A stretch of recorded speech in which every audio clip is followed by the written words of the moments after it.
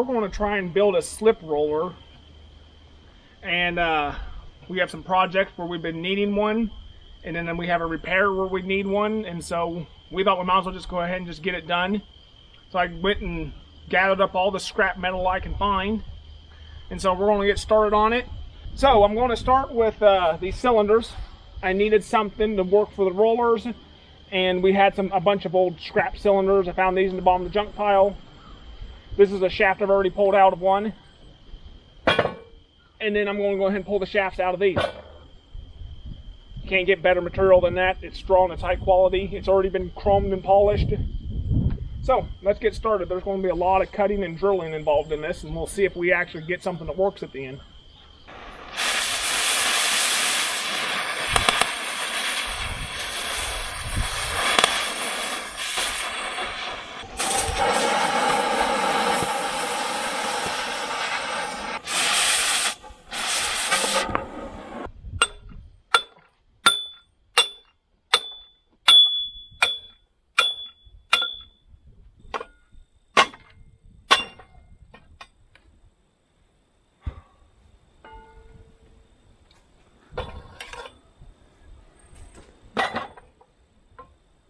So I got the materials together.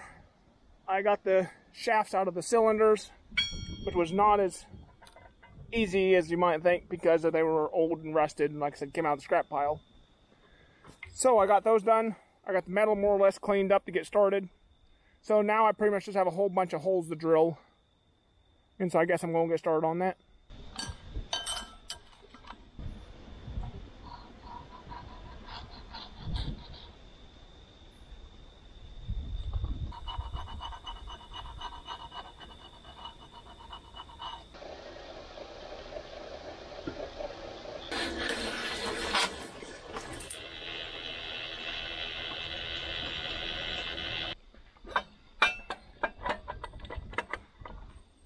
Got the first holes drilled, so now I just gotta drill more and then more again. So, once I get everything drilled, then we'll be ready to start going together. Many months later. Okay, so we finally got all the holes drilled. That took a long time. As you know, our drill press is old and underpowered and slow. But we got all those done, and everything seems to fit good, within reason. And so next I'm going to start cutting some of these parts up. You'll see what I mean. Just a couple of them have to be cut, and some will be done with a torch. The rest will mostly be done with a saw because I need cleaner cuts than what the torch can give me. And then we're about ready to start assembling once I get those cut apart. So I'm going to get started on that.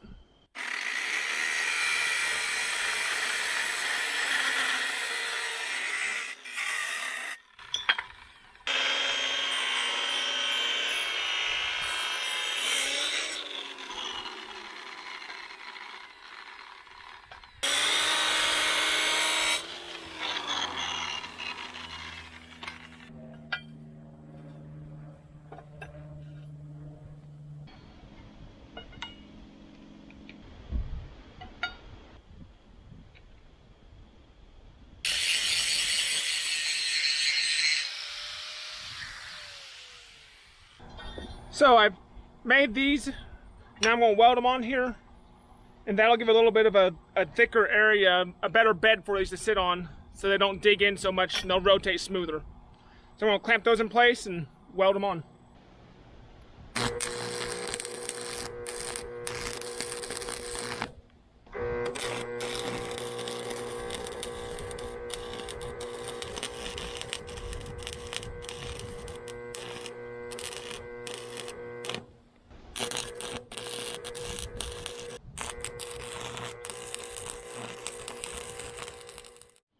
So for legs, I got these old pieces of scrap. They came from a XL Industries auction. They are the framing for push blades for like commercial lawnmowers. So I have had these old things laying around in scrap forever, so they look like they'll make perfect legs for this roller, so we're going to use these.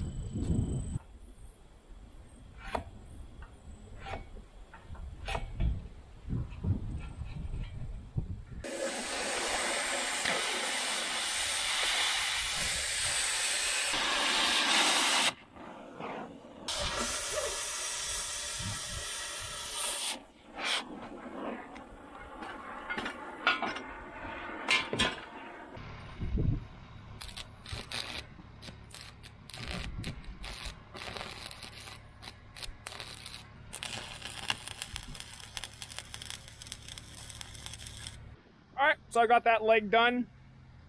I got those capped up okay. Gives it a better finished look.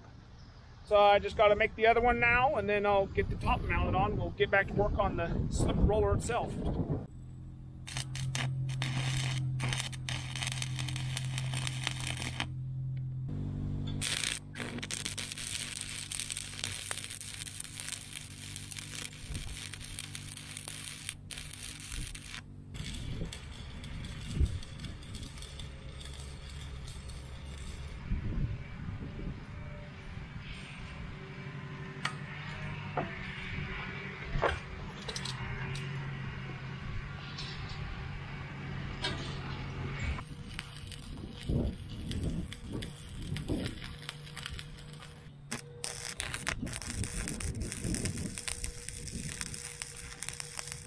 So I got the stand done, and now I got to do the main end pieces, and I've got to cut this into a slit. I already got the holes drilled there kind of to pilot me. So we're going to start on that now, see how that goes.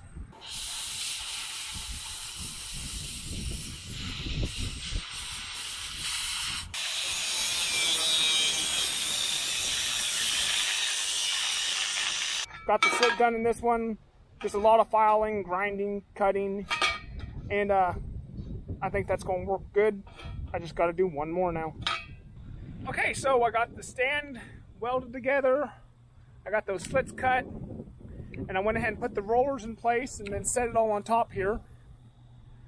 I got it squared up, and now I'm going to go ahead and weld those upright pieces on and hope I get that right. And then we'll move on from there.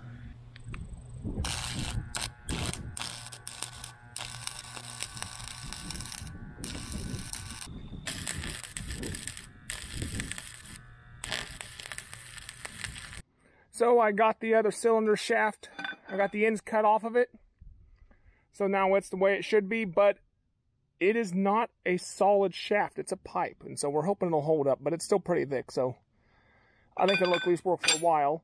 I'm designing this where that'll be a floating shaft, and so it'll be easy to replace if it ends up not holding up. We can just go get a piece of bar stock that's the same size. And then I have to make some stops to weld on here, and so I just made those out of the glands I took off of that 2-inch shaft that are steel. I just clamped them down and just sliced them off with a circular saw and then ground them out flat. So I guess next I'm going to weld those on, and then we'll continue from there.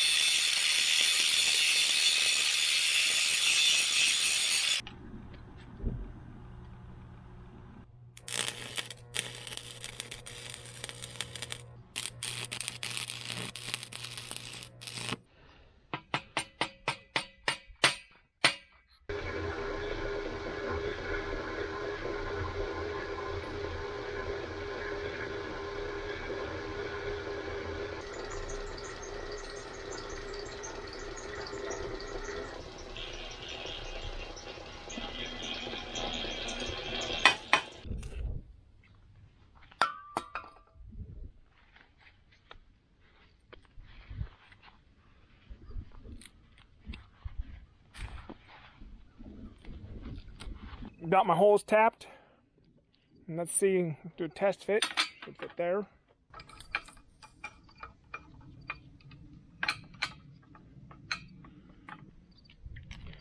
And then I'll make spacers that'll sit in here. That'll be about that long, so that way it can slide in there and I can tighten these down without it pinching. So that'll come next. Looks like I'm going to have to kind of grind off half of these washers here so they fit a little better.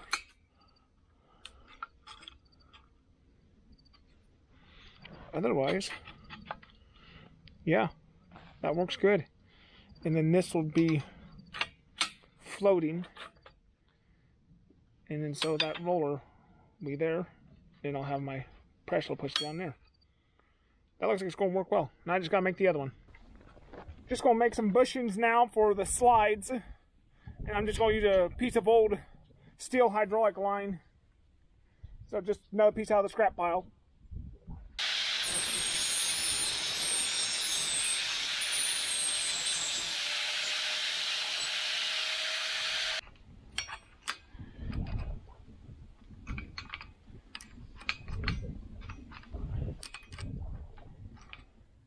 Got that one a little bit thin, so it's a little tight, so I'll just make another one. I got plenty of tubing. It's kind of a balance with these because you want them to just nearly hold the block snug, but not so snug you can't slide it. So I'll just keep making more until I get them right and be a little more careful next time. But that's the gist of how those will work. That way I'm not riding on... I could have just used a 3/8 bolt instead of a 5/16. But see, this way it'll be riding on a bushing instead of riding on the threads of the bolt. And then I can just bottom the bolt out on that bushing instead of relying on something like Loctite to hold the bolt in a certain position. So that's basically just what I'm doing though. I'll just make a couple more. They don't take a second to make, as you saw, and I'll get them right, and then I'll get the other side done. Alright, so this side's done. You can see on how I made those bushings to go on there. And then so now, it just drops right in there. Slides easily. Won't hang up. Doesn't really have much movement. Not enough to matter. And I can tighten it down even more if I wanted to, but this is about where I want it. So, yeah, got that one done. Just need to make the other one now. So for the handle of this, there was already a hole drilled in here, but otherwise I would have just drilled one. And so I just stuck in the piece of all thread through the 1/2-inch hole, welded it from the back side, and then ground it down. And then I'll just cut this off, put on a piece of PVC pipe probably, and then a self-locking nylon nut, and that'll give me a good handle. And now I'm just going to start and attach the handle to the roller. And so I guess that's what I'm going to do next.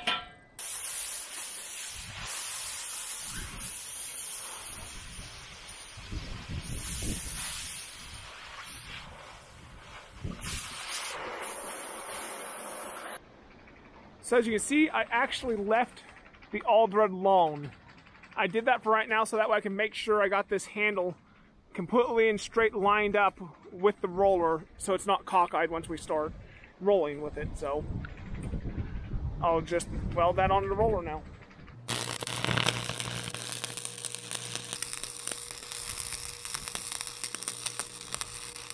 Okay, so now I'm going to attach the nuts that'll work as the to lower the top roller. And I just got these.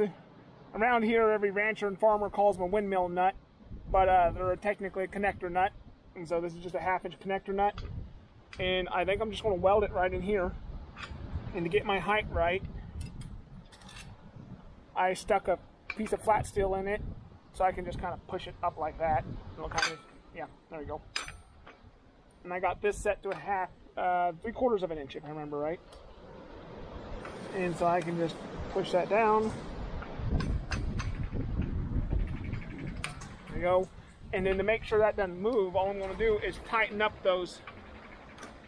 I'm just going to tighten up those bolts that hold this. I'm just going to tighten one at least.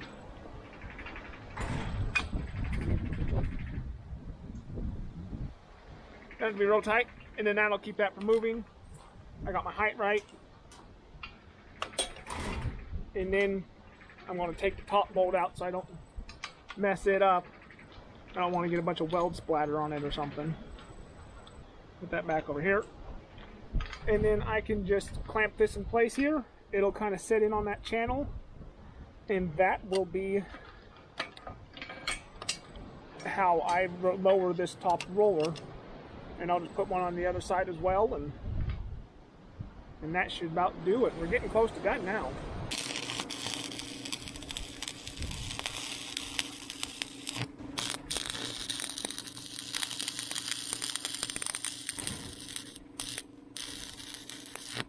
Alright, that about does it. Let's see if this thread's in there. I always hate welding nuts because you never know if you're going to mess them up. Seems fine. We're going to call that. Like I said, I don't want to mess that nut up, so I'm not going to put like a whole bunch of weld on it or anything. We'll paint it. I'll paint the inside. I'll paint these threads. And maybe see if I can't get a little bit into it, probably not, but I'll paint these threads with graphite paint so they'll spin real nice and smooth. That side's done. Welds look good enough. There should never be too much force against those nuts when you're bending steel. You know, you just go a tiny bit at a time, so that should be more than enough weld for that. So now I'll just do the other side. So on this side, I ended up not putting the nut at the same height.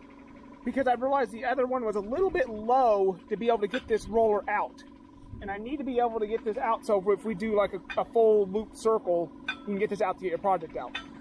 So I just held this about here, tightened the one nut on here like I did the other, and then tapped it down with a hammer until it was just above that. And so that should allow us to be able to get our top roller out to release our piece of metal if we do a full circle. So that's what I did. It's just a slight change. It should be fine, because I didn't want to mess that up. And so yeah, that should work. So that side's a little bit higher than the other. The fact they're different heights doesn't matter at all. And so one will just have a slightly longer awl thread, but doesn't matter.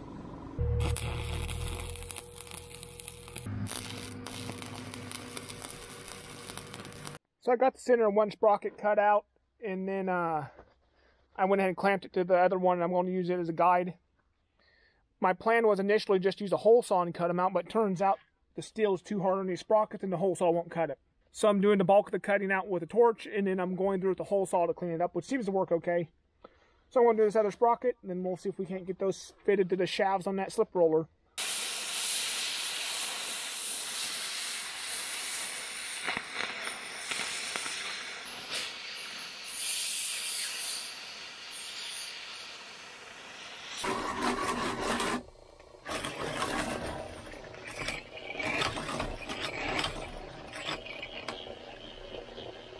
Alright, they fit nice and tight. Now these are sprockets. Can anybody else see the problem with these? Yeah. They kind of are wanting to act like gears. I'm thinking that I can maybe cut those teeth down, because this is just hand crank, it's slow moving. So we'll try that. We'll cut the teeth down and we'll kind of just go with half teeth. Might be a bad idea. We'll find out. Alright, so I went through and I cut the tips off all these with the cutting torch, and then went around them with a grinder, and then kind of sanded them down with a sanding wheel, and they no longer hit, so I think those are going to work good, so I'm going to go ahead and get them driven onto the rollers. Got the sprockets on, they're a nice tight fit, and so I'm going to weld them in place and try to keep them straight. This is, like I said, it's hand crank, so if they're a little off, it doesn't matter. I'm going to weld them along the inside because I don't want welds interfering with how these sit in there. Actually, no, it doesn't matter. Scratch that. Yeah, I'm just going to tack weld these in place. I'm going to keep my weld small. It doesn't need to be much of a weld, and I don't want them getting in the way of stuff.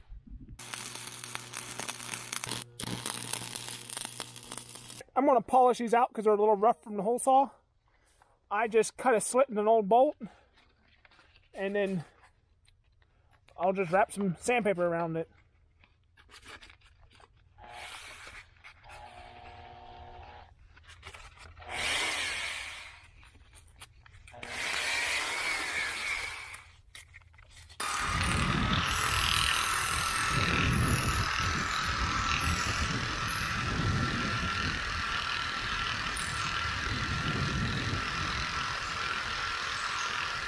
Alright, so I finished polishing those out, and they polished it pretty nice.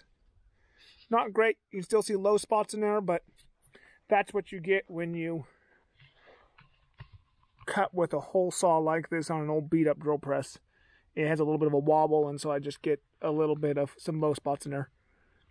But that sandpaper sanded up real nice, so those are much smoother, and those rollers should work way better on that now.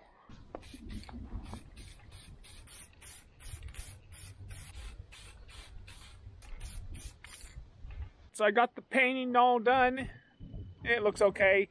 It's all sorts of colors because I just used up all of the partial cans we had laying around. I thought no sense in buying more paint. Paint gets expensive, and we always end up with all these half cans, so I thought let's use them up. So that's what it came out looking like. I went ahead and repolished out the insides of those. They have a nice shine. All of this flat black color that you see in these spots, that's graphite paint. It's kind of funny stuff. It's not slick now, but once it wears in it, then it's slick. It's like the paint just holds the graphite in place until it wears onto the metal. So the spots where grease would be too much of a hassle, I put graphite paint. We've had really good luck with it and like it. So now I'm ready to put the rollers in place and then put on the chain.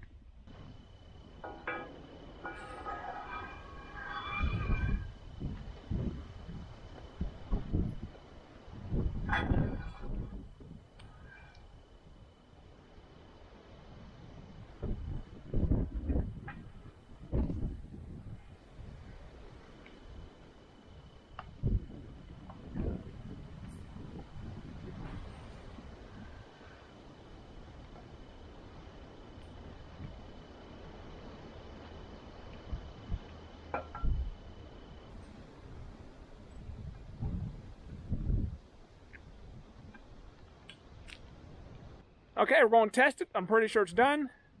I got the chain on. That looks good. Everything's moving well. We're going to stick a piece of metal in it and see if it works.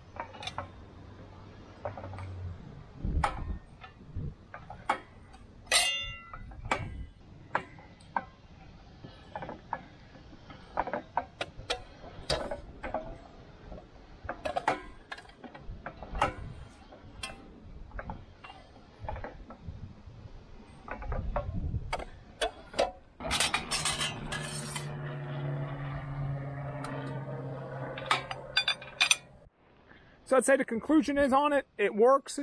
We rolled a couple of pieces of this kind of scrap metal through it.